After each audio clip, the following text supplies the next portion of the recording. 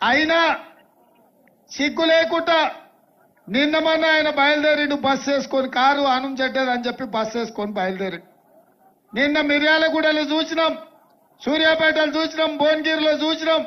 ఆయన వ్యవహారం చూస్తుంటే తిక్కలోడు తిరునాళ్ళకు పోతానంట, ఎక్కనిక దిగనికనే సరిపోయిందంట, చేసిందేమి లేదంట. 10 ఏళ్ళు ప్రజల్ని నువ్వు పట్టించుకోలే, 10 ఏళ్ళు ప్రజల్ని ఫామ్ హౌస్లకు రానియలే. గద్దరన్న ప్రగతి భవన్ ముందుకెళ్లి సమస్యలు చెప్తా అంటే ఎర్ర టెండల 4 గంటలు గేటు ముందల కూర్చోబెట్టిండు. గద్దరన్నను ప్రజా యుద్ధ నౌకను అవమానించిండు.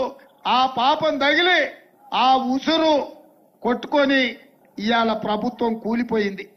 అందుకే ఇవాళ ఆనాడు పేద ప్రజల చెమట అంటే అసహించుకునే చంద్రశేఖర్ రావు ఒక్క దెబ్బకే దిమ్మ తిరిగి తాగింది మత్తు వదిలి ఇవాళ ఊర్లు పట్టుకొని తిరుగుతున్నాడు.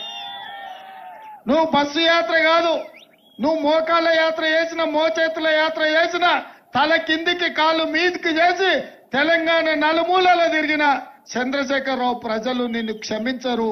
ఎందుకంటే నువ్వు చేసిన ద్రోహం అలాంటిది, నువ్వు చేసిన పాపం అలాంటిది. అంతెందుకు, ఇక్కడ మాజీ ఎమ్మెల్యే చనిపోయిన సాయన్న గారు మాకు మంచి మిత్రుడు, పాపం అనుకోకుంటే చచ్చిపోయిండు.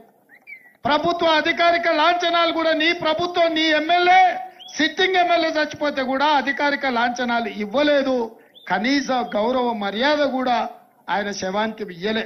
కానీ అదే సినిమా వాళ్ళు చనిపోతే వాళ్లకు 7 తుపాకులు కాల్పులు కాల్చి సినిమా వాళ్ళకు కూడా రాజ లాంఛనాలను ఇచ్చాడు.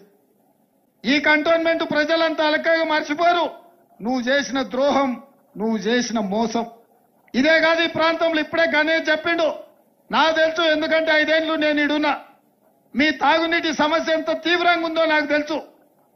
మీరు ఈ కంటోన్మెంట్ భూములల్లో ఇండ్లు కట్టుకున్నారని దాదాపుగా 30,000